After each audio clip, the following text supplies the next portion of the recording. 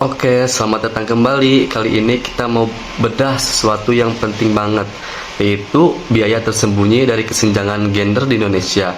Dan ini ya, bukan cuma soal keadilan sosial, tapi ini soal ekonomi yang fundamental. Kita mulai dari satu angka ini, 91,4. Kelihatannya cuma angka biasa ya, tapi apa sih artinya angka ini buat sebuah negara dengan lebih dari 270 juta penduduk? Yuk kita cari tahu.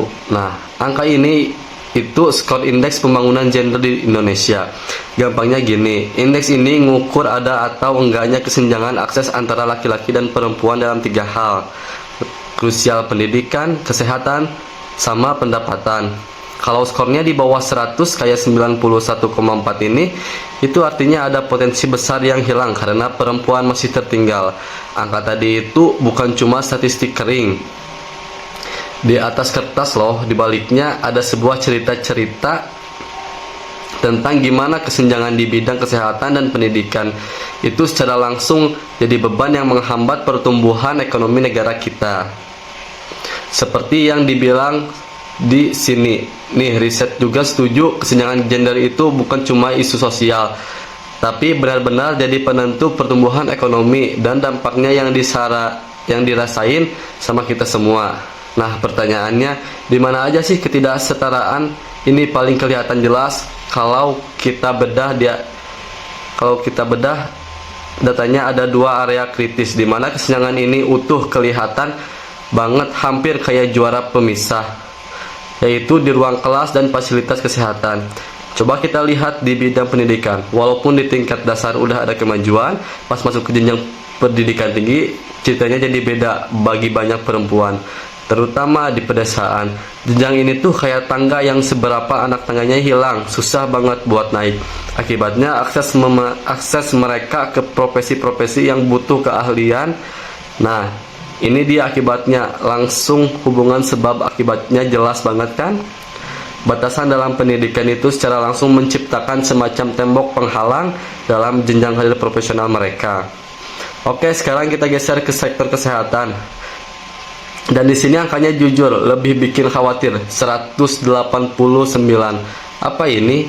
Ini adalah angka kematian ibu di Indonesia untuk setiap 100,0 kelahiran hidup.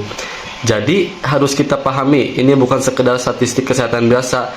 Angka ini seolah-olah menjadi cerminan bahwa ada 2 di Indonesia yang berbeda. Kesenjangan akses ke infrastruktur kesehatan antara daerah perkotaan sama dengan daerah terpencil itu nyata banget. Oke, kita udah lihat nih kesenjangannya, gapnya ada di mana aja. Tapi apa sih yang jadi penyebabnya? Nah, riset menunjukkan pada 2 jenis hambatan yang sama-sama kuat. Jadi akar masalahnya itu ada 2 lapis seperti yang bisa kita lihat di sini. Di satu sisi ada hambatan struktural yang kelihatan jelas, kemiskinan yang memaksa anak perempuan putus sekolah atau lokasi geografis yang jauh dari mana-mana. Di sisi lain ada juga tembok budaya yang enggak kelihatan, norma-norma sosial yang tanpa sadar membatasi pilihan dan otonomi perempuan.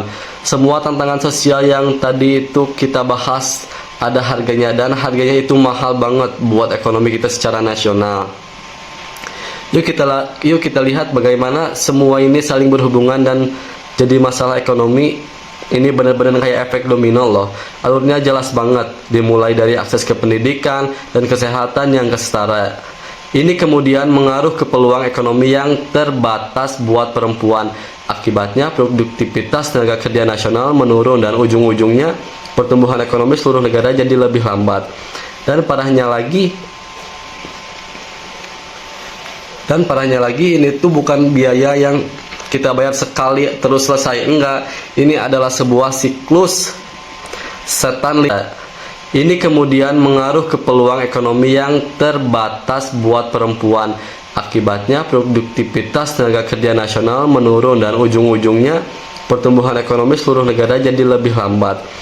Dan parahnya lagi ini tuh bukan biaya yang kita bayar sekali terus selesai, enggak.